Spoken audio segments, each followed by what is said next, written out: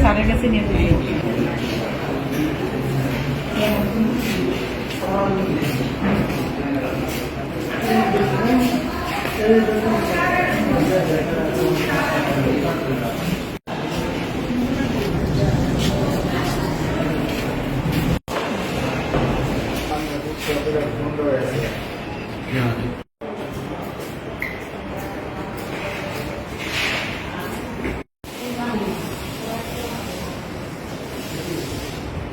আমি মাগরিবের নামাজ পড়ছিলাম। নামাজ পড়ার পরে সুন্নত পড়ছি 2 রাকাত, নফল পড়ছি 2 রাকাত আর কি। পরে ওদিক দিয়ে মসজিদের পাশ দিয়ে আর কি ইয়া মাইক রিক্সা দিয়া মাইক বাজাইতেছে মেলা মেলা মেলা। তা আমি পরে বের হয়ে বলছিলাম যে যে মসজিদে নামাজ হইতেছে, তুমি মসজিদের সামনে দিয়ে যেতেছো মাইক বাজায় বাজায় মেলা হারাম কাজ করতেছো, তোমার তো চরম অন্যায় হইতেছে। পরে সে বলতেছে তুমি জোরে কথা বলতেছো কেন? আমি ওকে জোরে কথা বলবো মানে তোমার যে অন্যায়টা করছো তোমাকে তো চরম শাস্তি দেওয়ার দরকার ছিল, তোমাকে বাড়ি দরকার ছিল আর কি।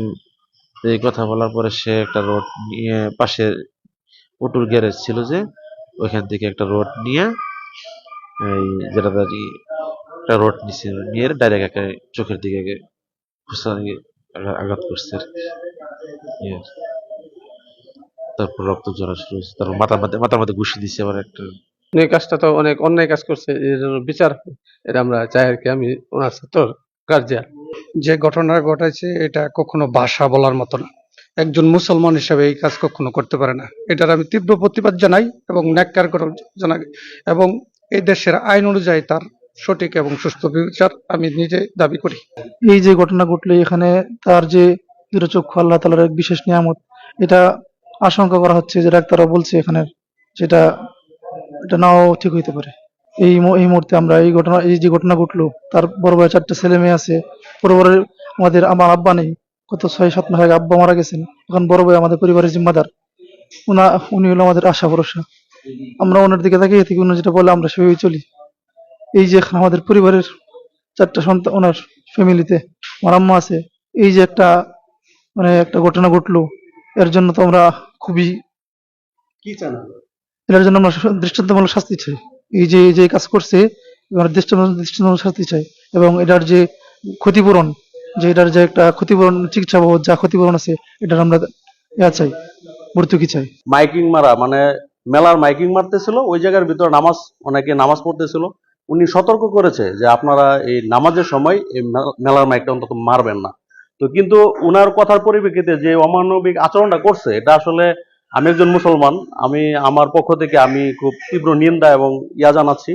আর যারা দোষী তাদের সর্বোচ্চ শাস্তির আবেদন করছি সরকারের কাছে। উনি আসলে চোখে ইনজুরি নিয়ে আমাদের এখানে ভর্তি হয়েছেন। উনার ডান চোখটা বেশ ব্যাডলি রেসারেটেড ইনজুরি হয়েছে।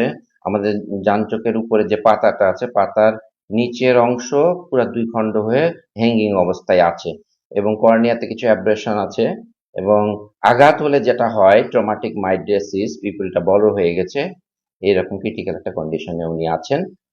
আর আমরা আসার পরপরই যা যা ইমার্জেন্সি ট্রিটমেন্ট লাগে সেগুলো আমরা করে দিয়েছি। এখন আমরা ওটিতে নিয়ে ওনাকে আমরা ওই পাতারটা যেটা বেশ খারাপ অবস্থা, ঝুলে গেছে, 2 টুকরা হয়ে গেছে, কিছু অংশ লেগে আছে, এটাকে আমরা রিপেয়ার করব। এখানে আসলে এখনো ঠিক এইভাবে বলা যাচ্ছে না কথাটা, কিন্তু হয়তোবা দৃষ্টির পুরাপুরি নষ্ট হবে এরকম না। পাতাটা যেহেতু গেছে, কিন্তু আউটসাইডে এটা যদি ভালোভাবে অ্যাপোজিশন না হয়, আউটসাইডে দেখতে ওনার তো কিছু সমস্যা হবে এবং আমরা যারা দেখবো মনে হবে যে পাতাটা নিচে পড়ে গেছে।